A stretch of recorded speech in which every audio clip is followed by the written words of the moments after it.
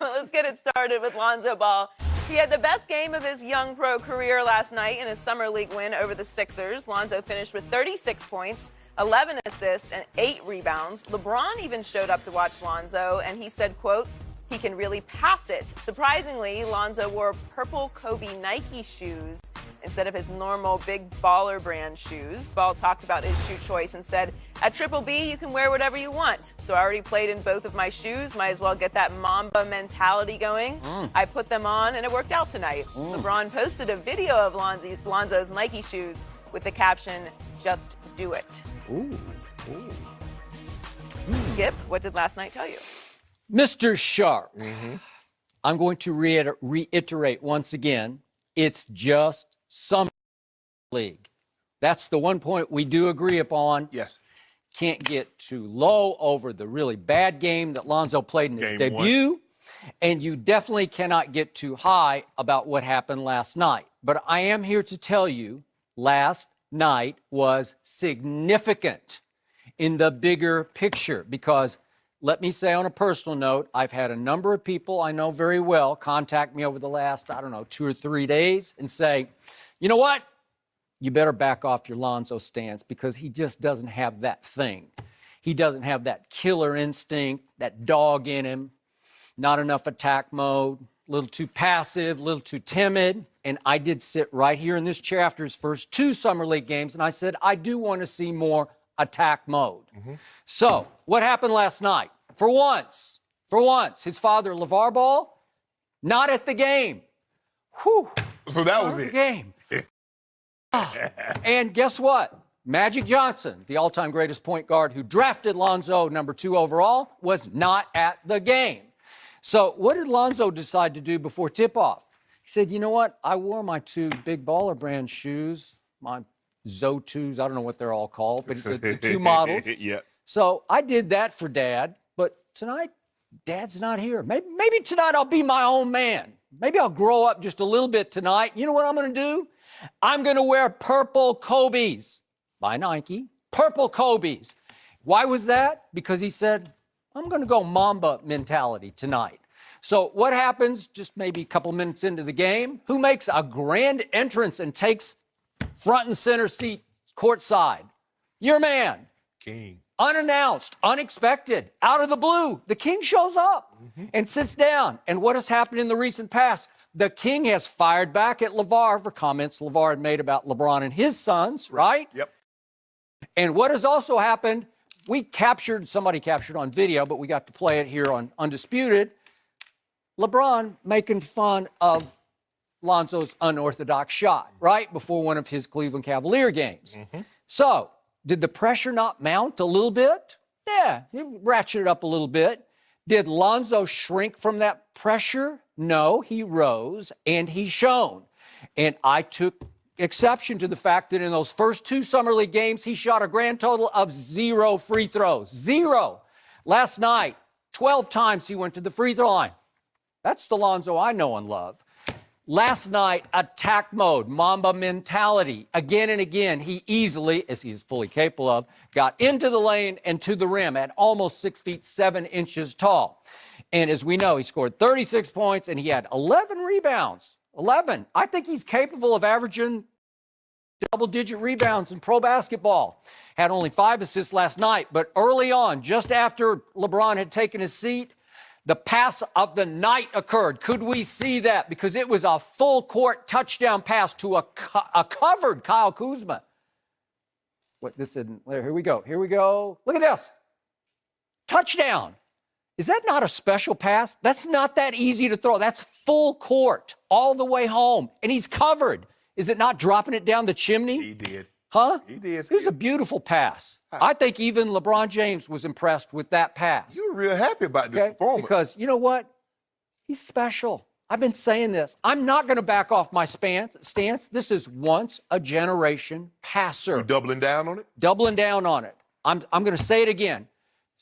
At some point pretty soon, you're going to look back and say, Danny Ainge made the biggest mistake of the draft. He should have stayed right at home with the top spot and taken Lonzo.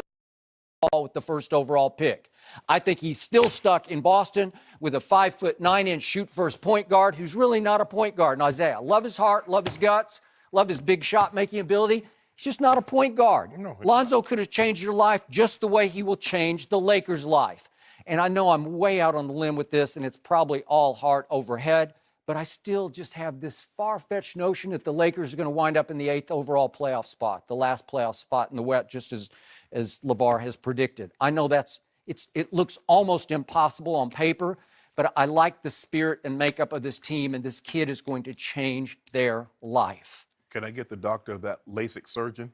Because I can't see that. You can't see So it? maybe because you got I see good, man. I know. So I see good far away. Yeah. I mean, it still shocks me. It works, man. Well, that Lakers in the 8th spot is real far away. I don't know if you can see that far. You know what? You're probably right.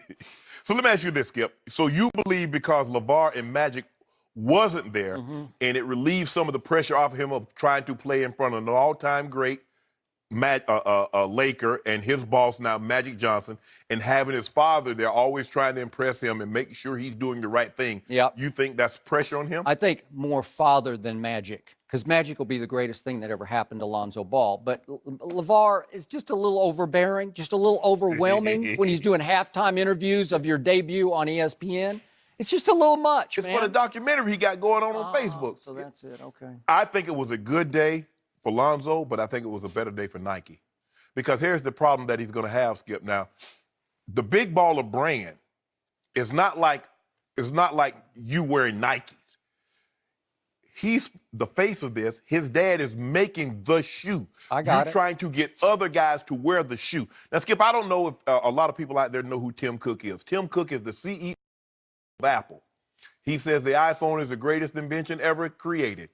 Now, if Tim Cook is the CEO of Apple and you catch him using a Galaxy Note, you're going to worry like, hold on, wait a minute now. You just told me Apple is the greatest thing. Now, your dad told me that big baller brand shoes are going to take over the industry. Yep.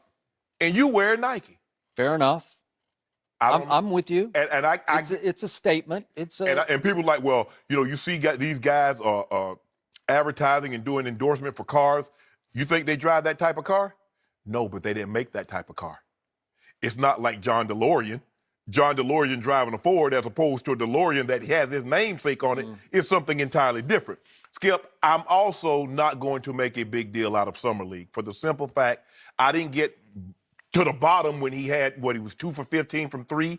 I didn't go all goo-goo gaga when he had a triple-double in game 3. You did not. Game 2, and I'm not going to go, he gets 36. Now, I am surprised I did not see 36 points.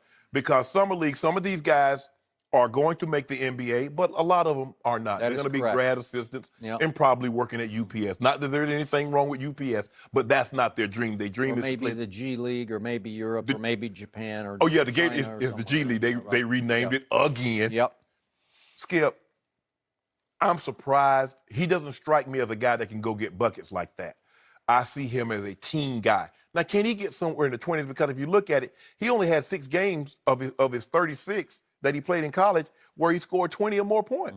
His high was 24. Now, all of these guys played college basketball, so he's playing against guys that played college. It's not like he's playing pickup or blacktop basketball somewhere. These guys can play, maybe not to the level that Lonzo can and be in the NBA, but they're quality players. Okay, but didn't he make a statement? Mamba mentality. Yeah. Purple Kobe's. When I want to, I am capable of that. Again, against whatever the talent is, see that. I can score 30. You believe he can? You believe he? I do. I don't see that. He strikes me as a team type of a guy. He can score in the teams consistently. I see him maybe in the mid-20s. But Skip, these point guards that are in the NBA, the Kyrie can go get 50. Harden, Steph Curry, Isaiah Thomas, those guys can go get 50. Yeah. I don't see his type of a game like that, because the reason why I say that is because he is a let me get you involved. He is a facilitator. Unselfish to a fault. Yes. But again, I think last night, was significant. He's making some statements on several levels. I'm going to wear Nikes tonight, Dad. And watch this. Watch this attack mode. Watch what I do here.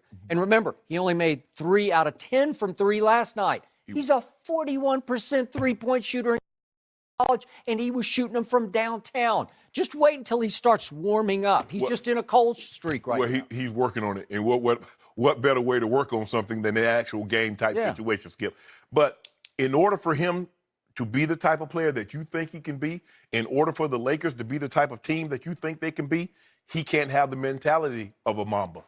Because he would be the exact. I got it. He'd be the exact same thing. It's just one of those nights when he said, "Watch this. If I need to, if I want to, I can do this." Because if he's going to try to get 30 points, he's D'Angelo Russell. He's just like a lot of these other. You know he won't be like that. He's just like a lot of these other point guards that would be a two guard masquerading. Yeah. I believe he can score in the teens.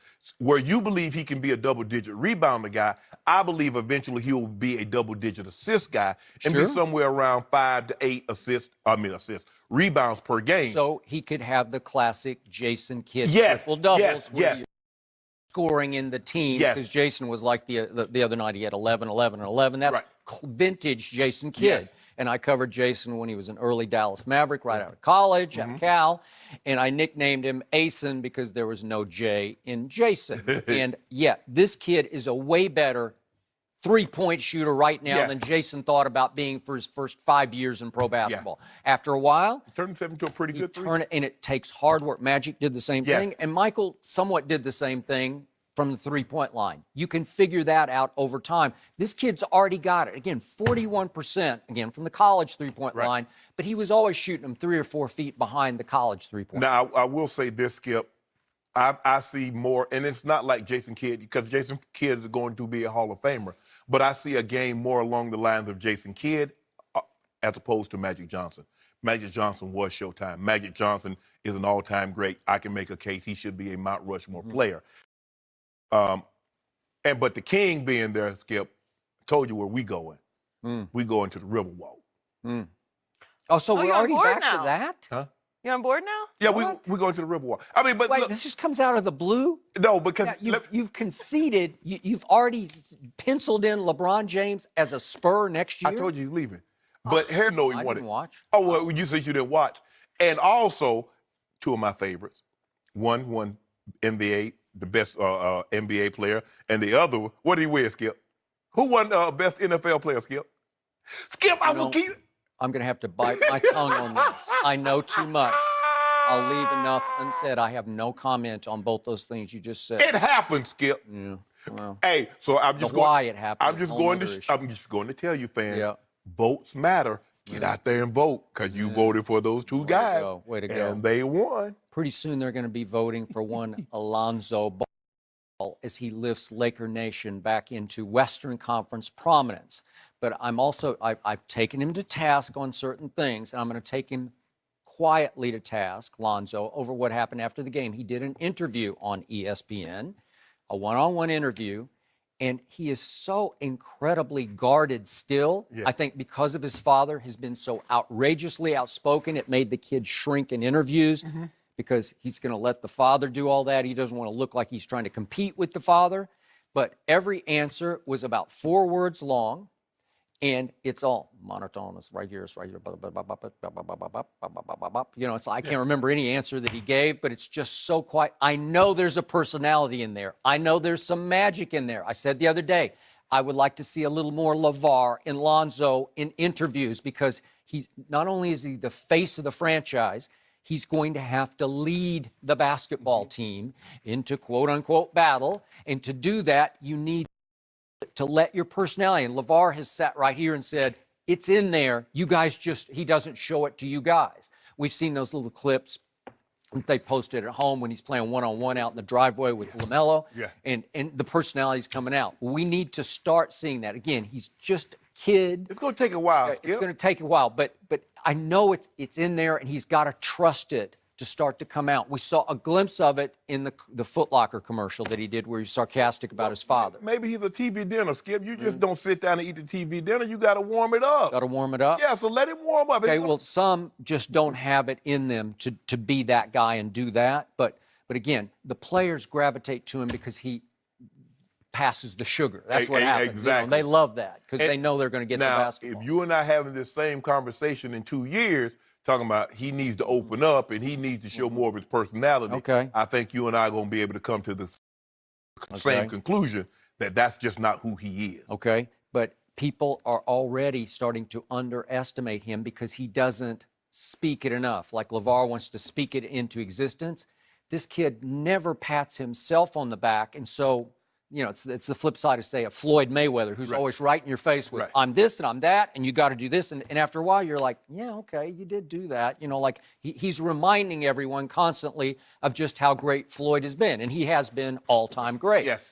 But Lonzo has potential all-time greatness because, once again, I was seeing last night, and this is subtle, but his speed is like Aaron Judge's power. It's effortless. I'm not saying he's in that category yet, but Aaron Judge, as we saw in the home run derby, it's just effort. It's just so easy. He just looked like he was taking batting practice. Right. Last night, again, against probably inferior talent, but Lonzo had such effortless acceleration and speed in the open court. It's awesome because he's a long strider and you can't see it. Right. It doesn't look that fast. Like De'Aaron Fox looks fast. He does. He does. It just looks like lightning up the floor.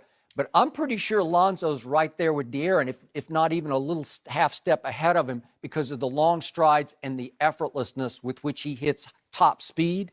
And once he gets going, as Steve Alford used to say, he just plays downhill on everybody in the open court. And that's what I saw last night. He was just terrorizing Philly's defense because they couldn't stop him getting it to teammates, and then they could not stop him from just going right into the lane. Where his father would like to speak it into existence, he would like to play it into existence. You're correct. And I think the thing is, Skip, for me, is that the Summer League is that, as you mentioned, some of this talent is inferior. And a lot of people got down on him because they said, look, against inferior talent, game one, he looked terrible. And the same reasons, I'm not going to heap praise on him now. He played well. But what was he supposed to do, as you mentioned, against inferior talent? Once they jump it up for real and they start counting, you get a feel of what this kid can do. And granted, it's going to take a while. Don't expect to open the night if he doesn't get a triple-double. See, I told you, he's terrible. Because you know that's how it is, Skip. If the guy doesn't get a triple-double. Well, that's the pressure that's been put on him now. Yeah. Well, you know who put that pressure on him? His dad. Well, Speaking he did. of his dad, he texted ESPN early this morning about Lonzo's shoe choice and said Lonzo is not forced to wear any brands and can play in any shoe he wants as long as it's okay with the NBA. That's what being independent is all about. And he was asked if it had anything to do with negotiations with Nike, and LeVar said that there are no negotiations with Nike at this time. So he has weighed in on the shoe decision. It's his own man. Made his own choice. I want a refund. Dude, I want a refund, Skip, because you got them? Yeah, no, I haven't got them yet. I'm not until November. I purchased those shoes under the impression that Lonzo Ball would be wearing those shoes, and I wanted to be like Low Ball. Okay. Well, all I know is the King last night went back to his hotel room in Vegas thinking, that kid's pretty good. That's what he thought. You saw with the rose gold chain on with the lion's head? I saw it. We're going to San Antonio. We're taking our talent to San Antonio. It was interesting. DeJounte Murray, my young point guard, if I saw right, I think he was sitting right next to LeBron last. Maybe you're onto something. Yeah. Maybe there's a little, like, we're going to be a team together. No, we are not going to be a team. You came around so quickly Nope. to that. If he goes to San Antonio, I'm out. Just a few seconds you said you were going to the Riverwalk. Oh, he is, but he got to drop me off. He got to drop me off. I'm going to OKC. I'm going to get on the Russ Lakers play the bandwagon. Cavs tonight.